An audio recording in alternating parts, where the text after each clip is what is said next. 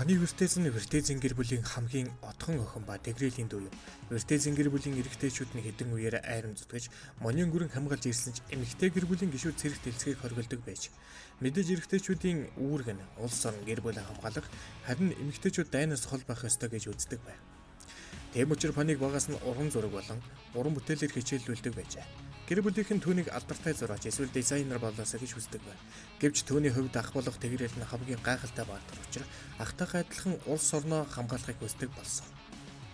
Том болох тусам багш нартай гайдардагч Пани хуучинсаг хичээл дургуйд болох хичээлээсээ зугтдаг байлаа. Тэр зэвсэгтэй бүжиглэх маш дуртай байв. Хичээлээсээ зугтдаг байсан ч тэрээр маш хурдтай сурдаг онцлогтой охин гэдгийг багш нар нь сайн мэддэг байв. Ах тэгрэл нүунийг их анзаарч биширдэг хүмүүсийн нэг байжээ. Хотод засвар болоход Панигийн хувьд хамгийн жаргалтай өдөр билээ. Учир нь ахтайгаа уулзах боломжоос гадна дайны тухай болон цэрэгт амьдрал ямар байдаг гэх мэт олон зүйлийг ахаасаа сонсох боломжтой болдог. Нэнийг 18 хүрэхээр нь хамт дагуулan явж цэргийн базаа танилцуулна гэсэн тэгрэл амлалт өгчээ. Харамсалтай нэгэн тулааны дараа ахын дайнд ялалт байгуулсан ч цол хэрэгмээ хаяад алга болов.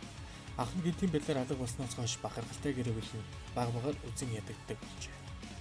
Пани ахыгаа генетэ ингэж зогтон алга болохгүй гэдгийг мэддэг тул өөрийн гэр бүлийн нэр төрийг хамгаалахар шийджээ. Түүний эцэг их зөвшөөрөгөж Пани цэрэгт элсэж өөрийн гэр бүлийн нэр төрийг хамгаалахар болов. Төсөлснөр бүх зүйл төдийлөн амархан байгаагүй. Түүний эмэгтэй байсан тул цэргүүдэд түүнийг шоолж дээрлэгдэг байсан тул өөрийн хайртай урт үсээ богино болгож шаргав хүч хөдөлмөрийн тусламжтай амжилттай цэрэгт эцэв. Хэдэн жил скаутын цэрэгт алба хаасны дараа Пани маш их өөрчлөгдсөн. Өөрийн сэлэмтэй бүжиглэх болон тэгрэл ахаасаа суралцсан бүх юмыг ашиглаж тэрээр бидний мэдэх агаараар дүүлэн нисэж хамгийн хүчрхэг баатруудын нэг болж Blade Dancer буюу сэлэмтэй бүжиглэгч гэх хочиг зэргүүдээс хүртжээ. Зэрэгт байсан гайхалтай гүйцэтгэлээрээ Пани эцэст нь гэрлийн сүмд сонгогдож агуу баатруудын нэг болов. Хамгийн гайхалтай нь монийн гүрнээс олон жил хол байсан түүний ах тэгрэл мөн адил алс холын хойд хөндөгөөс их орондоо иржээ.